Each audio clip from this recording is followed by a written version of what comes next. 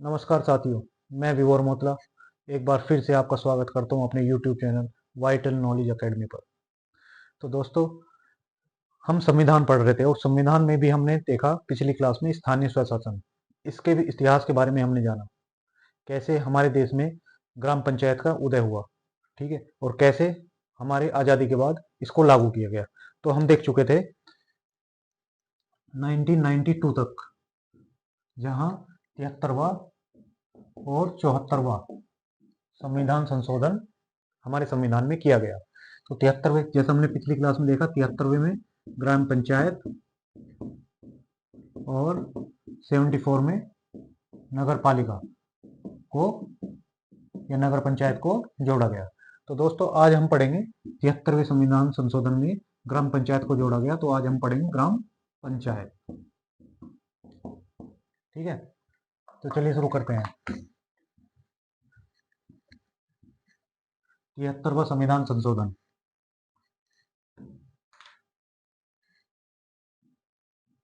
तिहत्तरवा संविधान संशोधन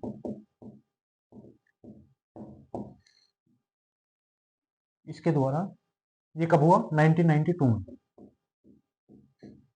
इसके द्वारा हमारे संविधान में भाग 9 को जोड़ा गया। संविधान में भाग 9 को जोड़ा गया। इसमें ग्राम पंचायत, भाग 9 में क्या था? ग्राम पंचायत। और ये लागू कब से हुआ?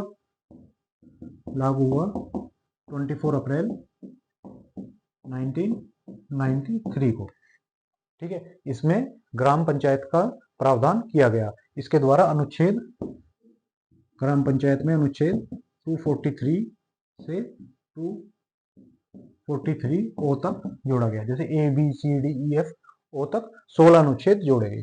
कुल अनुच्छेद 16। तो 73वें संविधान संशोधन द्वारा 1992 में जो संविधान संशोधन किया गया, उसके द्वारा भाग 9 जोड़ा गया और उसमें 243 से 243 ओ तक 16 अनुच्छेदों को जोड़ा गया, ठीक है।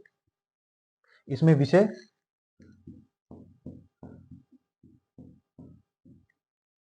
29 विषय हैं और इसी के द्वारा ही अनुसूची 11 जोड़ी गई, ठीक है। अनुसूची 11 को इस संविधान संशोधन के द्वारा हमारे संविधान में जोड़ा गया, जिसमें ग्राम पंचायत का जिक्र है। और अनुसूची 11 में 29 विषय को जोड़ा गया जो ग्राम पंचायत से संबंधित है, ठीक है। अब शुरू करते हैं अनुच्छेद 243 से 200 ओ तक, 43 ओ तक। तो सबसे पहले देखेंगे अनुच्छेद 243। अनुच्छेद 243। अनुच्छेद 243 हमें बताता है कि ग्राम सभा या ग्राम पंचायत होती क्या है, ठीक है। तो ग्राम पंचायत की या ग्राम सभा की क्या है परिभाषा? ग्राम सभा की परिभाषा ये किसमें दी है? 243 में, अनुच्छेद 243 में। इसमें कहा गया है कि किसी गांव में पंजीकृत मतदाताओं की संख्या ग्राम सभा कहलाती है। क्या परिभाषा क्या है? किसी गांव में पंजीकृत मतदाताओं की संख्या क्या कहलाएगी? ग्राम सभा कहलाएगी। मतलब ये अगर ये एक गांव है तो इसमें निर्वाचन, राज्य निर्वाचन आयोग क्या करेगा? इनको निर्वाचित करेगा, वो लोगों को क्या करेगा? पंजीकृत करेगा। किस लिए? कि आप मतदान डाल सकते हो। तो इन पंजीकृत लोगों के द्वारा गांव बनी गई संख्या क्या कहलाती है? ग्राम सभा कहलाती है।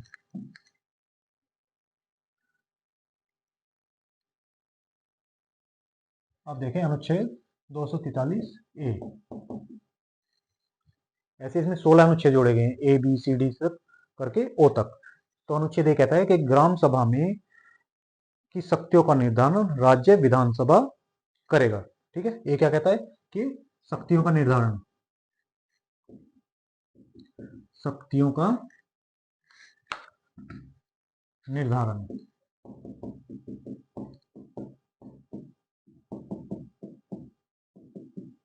कौन करेगा?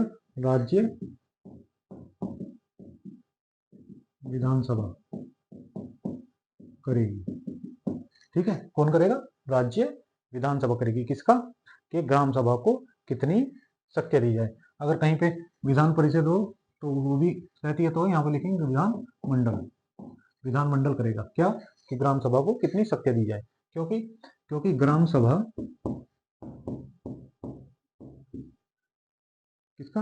राज्य सूची का विषय है।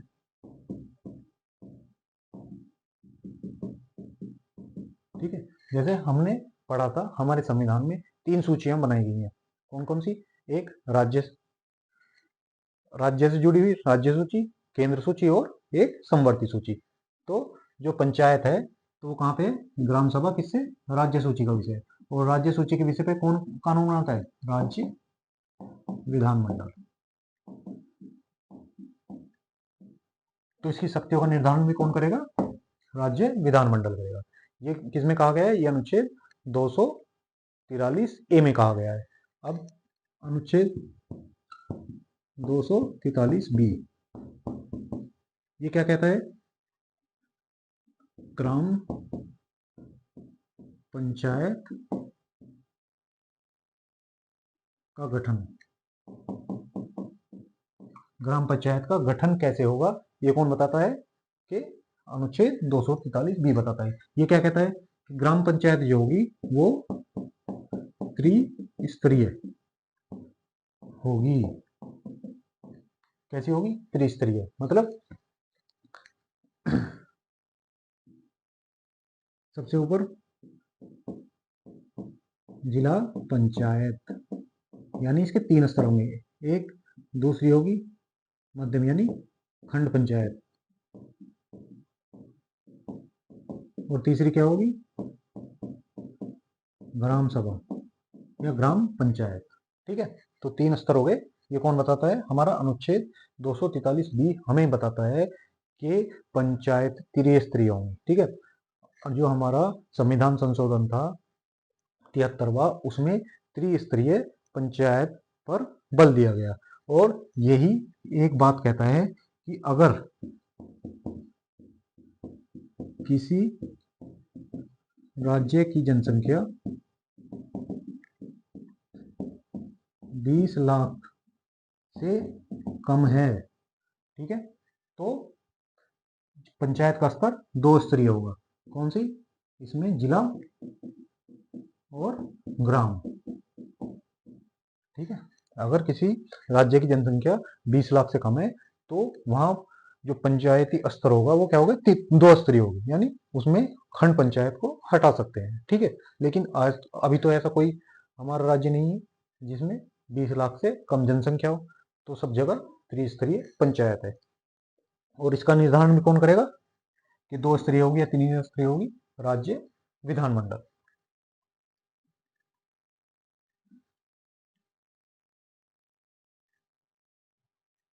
अब अनुच्छेद 243 सी, अनुच्छेद 243 सी हमें क्या कहता है? पंचायतों की संरचना कैसी होगी, जो बताता है संरचना कैसी होगी। ठीक है, कि पंचायत में कौन होगा, कौन प्रत्यक्ष निर्वाचन होगा, किसका अप्रत्यक्ष निर्वाचन होगा, ये कौन बताता है? जैसे ये हमारी त्रिस्तरीय पंचायत हो गई। पहली जिला, दूसरी खंड, तीसरी ग्राम। ठीक है, ये हमारे 3 स्तर हो गए पंचायत के, जिला, खंड और ग्राम। तो इसमें भी 2, इसमें भी और इसमें भी। जैसे अब प्रधानी के चुनाव होते हैं तो वहां पे जो ग्राम प्रधान चुना जाएगा उसका चुनाव कैसे होगा? उसका हम वोट डालने जाएंगे तो उसका चुनाव कैसे होगा? प्रत्यक्ष होगा। मतलब जनता द्वारा प्रत्यक्ष चुना जाता है। कौन? ग्राम प्रधान। और यहाँ के सदस्य वो भी प्रत्यक्ष, जिन्हें गांव में बोलते हैं कि मेंबर का चुनाव है, तो दोनों को प्रत्यक्ष जनता मतदान करती है और प्रत्यक्ष रूप से चुने जाते हैं। ठीक है। उसके बाद खंड पंचायत जो ब्लॉक स्तर होता है, कहाँ पे, ब्लॉक ब्लॉक स्तर पे, तो इनके सदस्यों को चुनाव प्रत्यक्ष होगा और जो इनका ब्लॉक प्रमुख जो चुना जाता है वो अप्रत्यक्ष। कौन चुनता है उनको, सदस्य चुनते हैं। जिन सदस्यों को जनता चुनती है वो सदस्य जाके किसका चुनाव करेंगे, अध्यक्ष का चुनाव करेंगे अपने बीच से। ठीक है। तो इसका जनता को तो नहीं पता, जनता तो सीधा वोट नहीं डाल रही इनको, कौन डालता है, हमारे चुने हुए सदस्य डालते हैं। तो ये अप्रत्यक्ष चुनाव हो गया।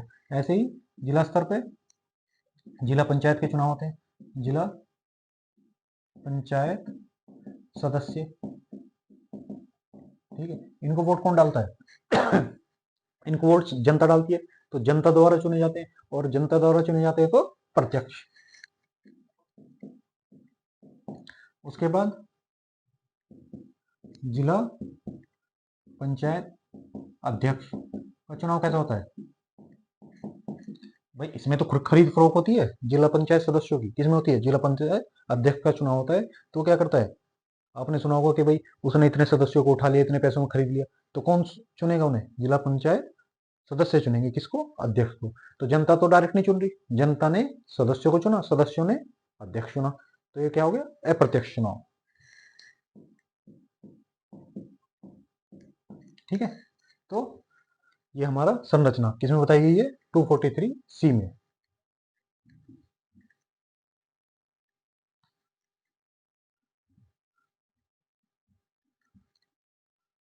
अब इसके बाद देखेंगे 243 डी।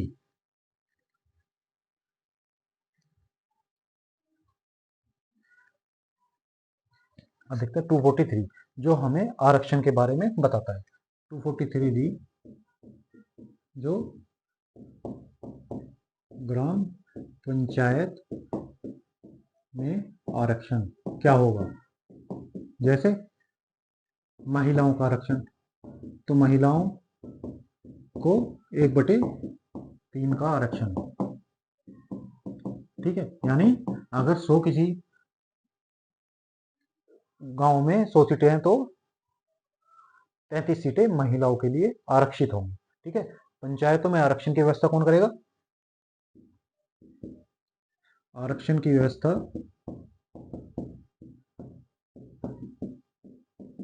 राज्य विधानमंडल करता है। राज्य विधान मंडल आरक्षण की व्यवस्था करता है। लेकिन ये क्या है, राज्य विधानमंडल क्या है, आरक्षण, अगर महिलाओं को आरक्षण है तो आरक्षण को बढ़ा सकता है। ठीक है, क्या करेगा, बढ़ा सकता है, लेकिन घटा नहीं सकता। जैसे एग्जांपल देखें तो अब ये हो गया हमारा यूपी। ठीक है। यूपी में मान लो 33% सीटें किसे आरक्षित है, महिलाओं के लिए। 33, वर्तमान में 33% है। अगर कल कोई योगी सरकार क्या करे, इस 33% को 63% कर दे, क्या कर दे, 63% कर दे, और अगली कोई सत्ता परिवर्तन हो जाए, या कल योगी ही अगली अपने कार्यकाल में क्या करें, इसको 53 करने लगे, तो ये नहीं कर सकते। बढ़ा सकते हैं, इसको घटा नहीं सकते। ठीक है। ये किसके पास शक्ति है, राज्य विधानमंडल की। ऐसे ही इसमें SC ST OBC को 1/3 का आरक्षण है। ठीक है। कितने का है, 1/3 का आरक्षण है, और इसको भी शक्ति किसके पास है, राज्य विधानमंडल के पास है। ठीक। तो ये हो गया हमारा अनुच्छेद 243 डी।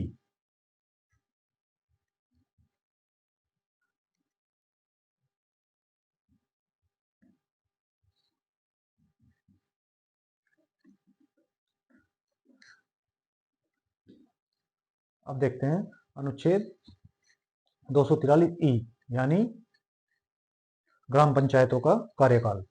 ई में क्या कहा गया है, कार्यकाल किसका, ग्राम पंचायत का। तो कार्यकाल कितना है, 5 वर्ष। कितना है, 5 वर्ष, प्रथम बैठक से, जब भी ग्राम पंचायत की चुनाव जीतने के बाद जो हमारी ग्राम पंचायत बनेगी उसकी प्रथम बैठक से, ये याद रखना, चुनाव जीतने की तारीख से नहीं, प्रथम बैठक से 5 वर्ष, प्रथम बैठक से 5 वर्ष क्या होगा, इनका कार्यकाल होगा। ठीक है, सामान्यतः 5 वर्ष, लेकिन कब से, प्रथम बैठक से, जब भी ग्राम पंचायत की पहली बैठक होगी चुनाव जीतने के बाद, तब से इनका कार्यकाल क्या होगा, 5 वर्ष होगा। और इसमें 2 कंडीशन है, जैसे ये मान लो ये हो गया 5 वर्ष कार्यकाल। ठीक है, अब मान लो 4.5 साल बाद, 4.5 साल का कार्यकाल यहाँ से पूरा हो गया, 6 माह का कार्यकाल बचा, और यहाँ पे क्या हो गया, ग्राम पंचायत विघटित हो गई। कब, इस समय क्या हुआ, 4.5 महीने के 4.5 साल बाद क्या हुआ, ग्राम पंचायत का विघटन हो गया, या कई बार ग्राम प्रधान की मृत्यु हो जाती है। ठीक है, तो अगर ग्राम पंचायत का विघटन हो गया तो यहाँ जो चुनाव होंगे यहाँ से 5 वर्ष के लिए,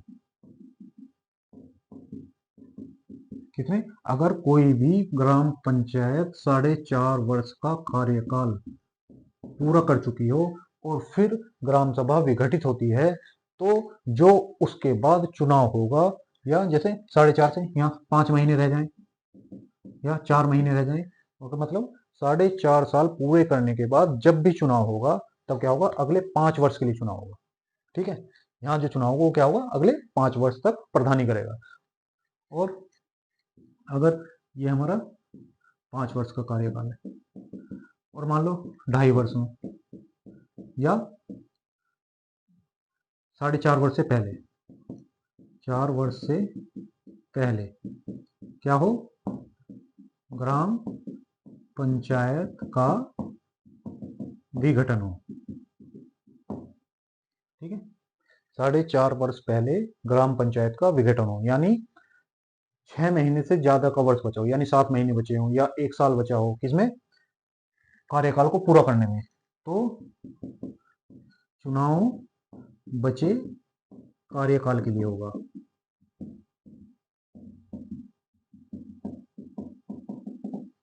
ठीक है, इसके बाद अगर मान लिया 2.5 वर्ष में सब ग्राम पंचायत विघटित होगी या 4 साल में विघटित होगी, तो जो उसके बाद चुनाव होगा वो बचे हुए कार्यकाल के, मतलब यहां तक के लिए चुनाव होगा, 5 वर्ष तक, 5 वर्ष में जो कार्यकाल बचा है उसके लिए चुनाव होगा। ठीक है, तो ये कौन कहता है, अनुच्छेद 243 ई, 243 ई हमें बताता है कि इसका कार्यकाल क्या होगा। सामान्यतः तो 5 वर्ष ही होता है। ठीक है, डी ई के बाद आता है हमारा एफ, एफ हमें बताता है योग्यता के, एक प्रधान बनने के लिए योग्यता क्या होनी चाहिए, मतलब ग्राम पंचायत सदस्य बनने के लिए योग्यता क्या होनी चाहिए। तो सबसे पहली योग्यता क्या है, भारत का नागरिक हो, ये तो सभी के लिए। दूसरी, 21 वर्ष की आयु, और इसमें क्या कहा गया है कि योग्यता निर्धारण की शक्ति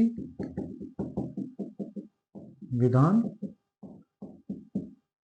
मंडल के पास है।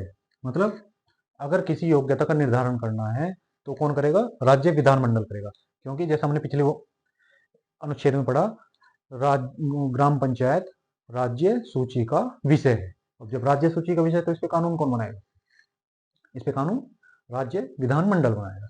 अब हमने पढ़ लिया एफ, अब इसके बाद देखते हैं अनुच्छेद 243 जी, इसमें शक्तियों के बारे में बताया गया है, ग्राम पंचायत की शक्तियों के बारे में बताया गया है।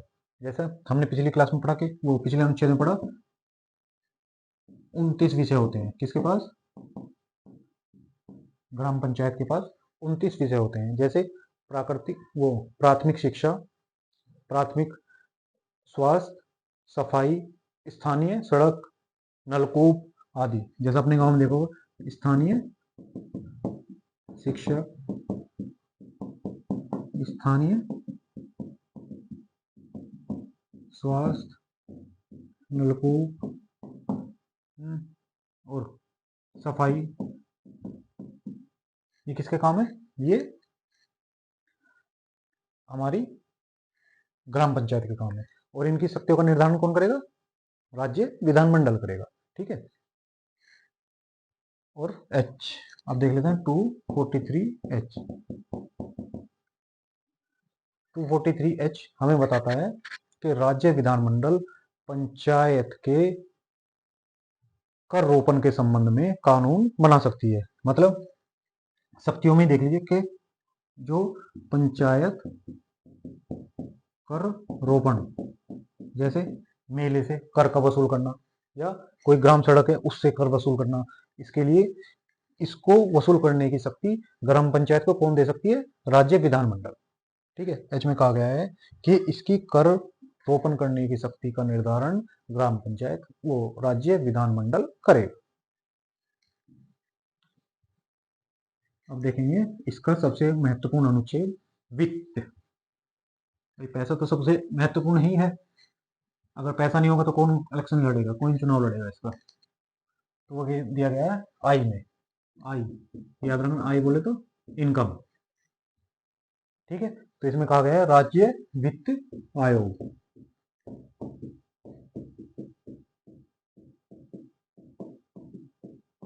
अगर हम इसके कार्य देखें तो कार्य क्या करेगा? राज्य संचित निधि से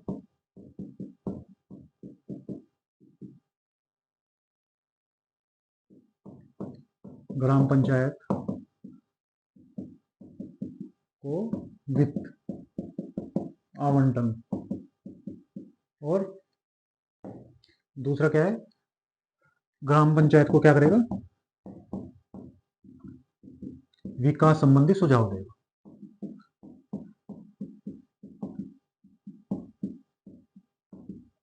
ठीक है। एक तो क्या करेगा, इसका कार्य क्या है वित्त आयोग का? इसका कार्य है कि जो हमारी राज्य की संचित निधि है उससे ग्राम पंचायत को कितना धन दिया जाए उसकी क्या करेगा? सिफारिश करेगा। इनकी क्या करेगा? सिफारिश। किससे?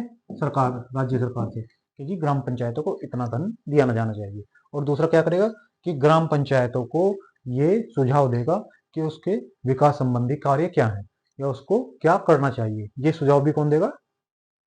ये हमारा राज्य वित्त आयोग देगा।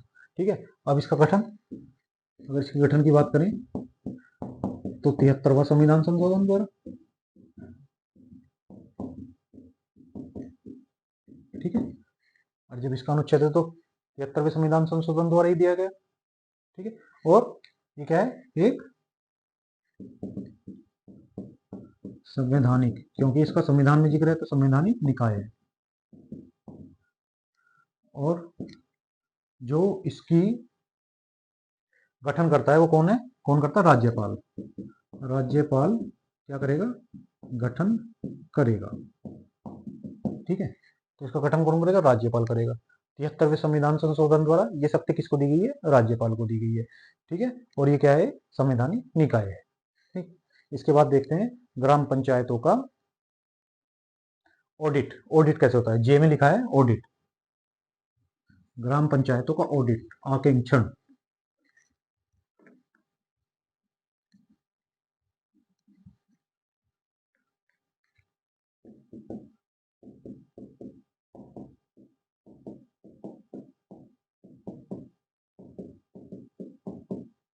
इसका ऑडिट कौन करेगा? इसका ऑडिट हर वर्ष राज्य विधानमंडल करता है। आकेक्षण बोलते हैं इसको, ऑडिट को क्या बोलते हैं? तो ये कौन करेगा? हर वर्ष राज्य विधानमंडल करता है। ठीक है। तो इसका जो ऑडिट है वो हर साल ग्राम पंचायत का ऑडिट राज्य विधानमंडल द्वारा किया जाता है। ठीक है। कि उनको इतना पैसा दे दिया, उन्होंने इस पैसे का किया क्या? आप देखते हैं 243K, ये भी इसका महत्वपूर्ण अनुच्छेद है जो बताता है राज्य निर्वाचन आयोग जो इनका चुनाव कराएगा। के क्या कहते हैं? राज्य निर्वाचन आयोग। ये बहुत अधिक क्वेश्चन पूछा जाता है कि ग्राम पंचायत का चुनाव कौन कराता है। जैसे राष्ट्रपति से लेके और आपके यहाँ तक एमएलए तक, यानी विधायक, इन सब के चुनाव कौन कराता है? केंद्रीय निर्वाचन आयोग।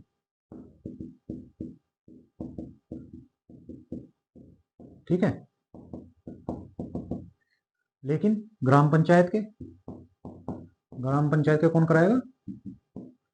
राज्य निर्वाचन आयोग। ठीक है। ये किसका कराएगा? राष्ट्रपति से लेकर एमएलए तक के चुनाव केंद्रीय। लेकिन ग्राम पंचायत के कौन कराएगा? राज्य निर्वाचन आयोग, जिसका जिक्र कहां है? 243 के में है। ठीक है। इसमें क्या होगा? एक क्या होगा? अध्यक्ष प्लस सदस्य। ये राज्य के अनुसार है कितने सदस्य होंगे। इनकी संख्या इस राज्य के आधार पर अलग अलग हो सकती है और इनका नियुक्ति राज्यपाल द्वारा। कौन करता है? राज्यपाल करता है। इनकी नियुक्ति राज्यपाल द्वारा की जाती है। अच्छा, राज्य निर्वाचन आयोग को और पद से हटाना है तो कैसे हटाएंगे? इनको हाई कोर्ट के जज की तरह, यानी न्यायाधीश की तरह पद से हटाते हैं। ठीक है। इनको राज्य के वो हाई कोर्ट के न्यायाधीश को जैसे हटाते हैं, वैसे ही इनके सदस्यों को या अध्यक्ष को हटाया जाता है। ठीक है। और इनकी जो सेवा, ये हो गया इनका नियुक्ति, ये हो गया इनका हटाया जाना, सेवा। और इनकी सेवा वेतन ये कौन तय करेगा? राज्यपाल ही इनका ये सब कुछ तय करता है। ठीक। तो ये हो गया हमारा 243 की। इसमें हम देखा कि राज्य निर्वाचन आयोग मतलब कि जो पंचायतों का क्या करेगा? चुनाव कराएगा। और क्या करेगा? अगर इसके कार्य देखें तो कार्य में चुनाव कराना और मतदाता सूची तैयार करना,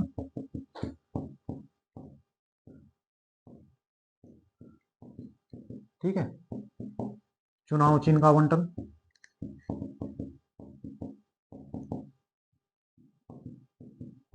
कई बार आपने देखा होगा कि जो केंद्रीय निर्वाचन आयोग है उसकी सूची में आपका नाम है, लेकिन इसमें नाम नहीं है, ग्राम पंचायत वाली में नाम नहीं है। वो किस लिए? क्योंकि इसका निर्धारण राज्य निर्वाचन आयोग करता है और जो एमएलए से ऊपर के जितने भी आप वोटिंग करते हो उसका निर्वाचन कौन कराएगा? केंद्रीय निर्वाचन आयोग कराएगा। ठीक है।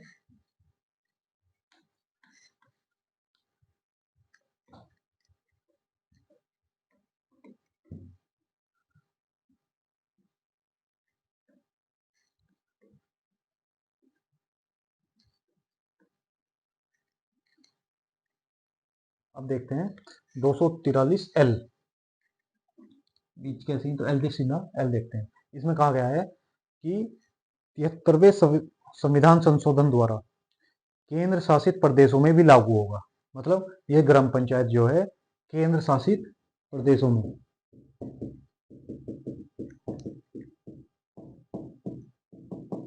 और राज्य दोनों में लागू होगी। ठीक है। ये एल क्या बताता है?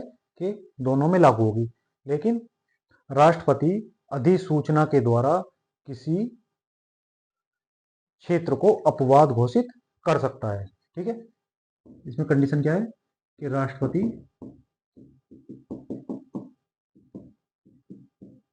अधिसूचित क्षेत्र को अपवाद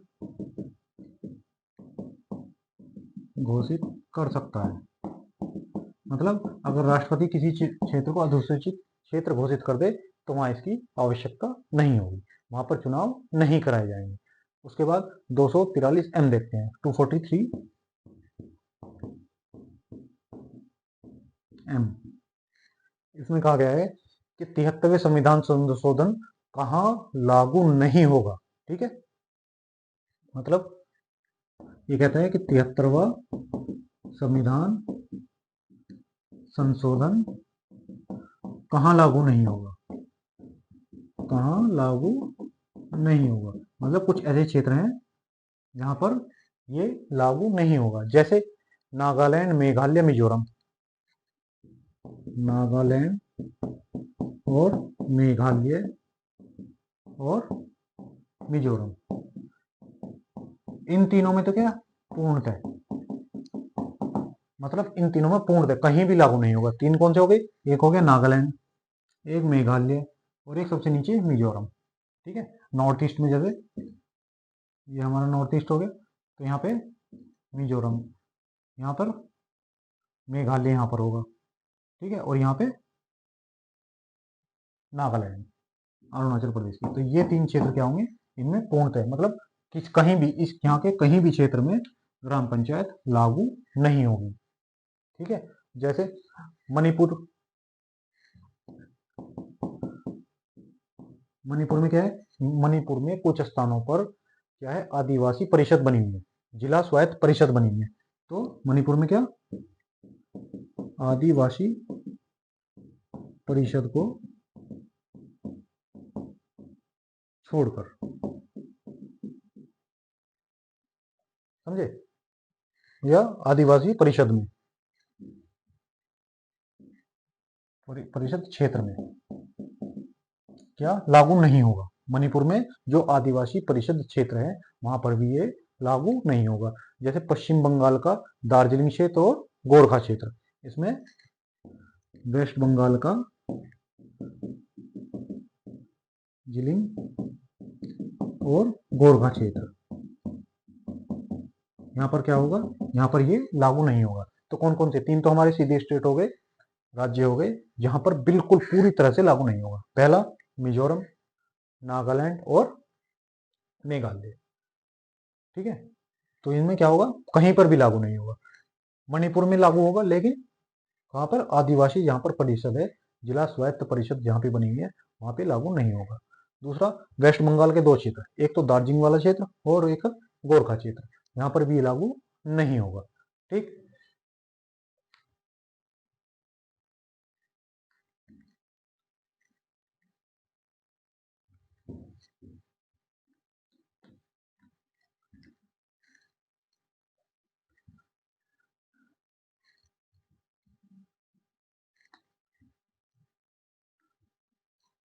अब अगला हमसे देखते हैं 243N।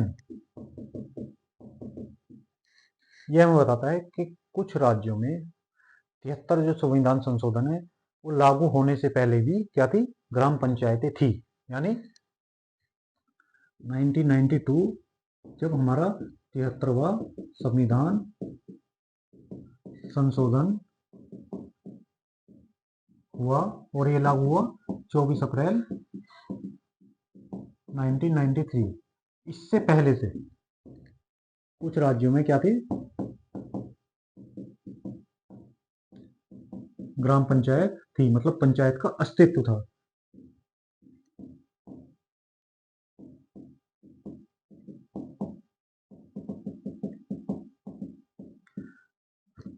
अब अस्तित्व में थी तो उसमें से कुछ ऐसी चीजें थी जो इस संविधान संशोधन का उल्लंघन करती है। ठीक है ना, मतलब अगर हमारा संविधान संशोधन इतना एरिया में है और कुछ यहां से निकली हुई है, तो जो इसका बाकी भाग है ये वाला, इसको क्या करेगा, राज्य विधानमंडल क्या करेगा, इसको निरस्त कर देगा। ये क्या कहता है कि भाई जब से हमारा संविधान संशोधन 73वां लागू हुआ 24 अप्रैल 1993 को, इसको हम क्या बनाते हैं, पंचायती राज दिवस। ठीक है, क्योंकि हमने पिछली क्लास में पढ़ा था कि सबसे पहले जवाहरलाल नेहरू ने नागौर जिले से ग्राम पंचायत की क्या शुरुआत कर दी थी। ठीक है, तो जब भी शुरुआत हो गई और ये संविधान संशोधन हुआ 93 में। ठीक, तो इससे पहले से ग्राम पंचायत अस्तित्व में थी, और अस्तित्व में थी, तो कुछ ऐसे उनके प्रावधान थे जो हमारे संविधान संशोधन 73 का उल्लंघन करते थे। जो उल्लंघन करते थे उन संविधानों को राज्य विधानमंडल क्या करेगा, निरस्त कर देगा। और जो उसमें संगत है, मतलब जो इसके अधीन अंदर आते हैं 73वें संविधान संशोधन के, उनको क्या करेगा, लागू रखेगा। मतलब जो हमारी ग्राम पंचायतें पहले से चली आ रही हैं उसको काट छांट के इसके बराबर कर दिया जाएगा। ठीक है। और इसका आखिरी अनुच्छेद 243 ओ ये कहता है कि पंचायतों के निर्वाचन में न्यायालय हस्तक्षेप नहीं करेगा। क्या कहता है कि पंचायतों के निर्वाचन में कौन न्यायालय हस्तक्षेप नहीं करेगा। लेकिन चुनाव में विवाद है तो जा सकते हैं, लेकिन पंचायतों के चुनाव में न्यायालय हस्तक्षेप नहीं करेगा। तो ये था आज का हमारा वीडियो ग्राम पंचायत के ऊपर। आशा करते हैं कि आपको ये पसंद आया होगा। अगर हमारा प्रयास आपको अच्छा लगा हो तो चैनल को सब्सक्राइब करें और हमारे वीडियो को लाइक करें, जिससे ज़्यादा से ज़्यादा लोगों तक ये हमारा प्रयास पहुंच पाए। धन्यवाद।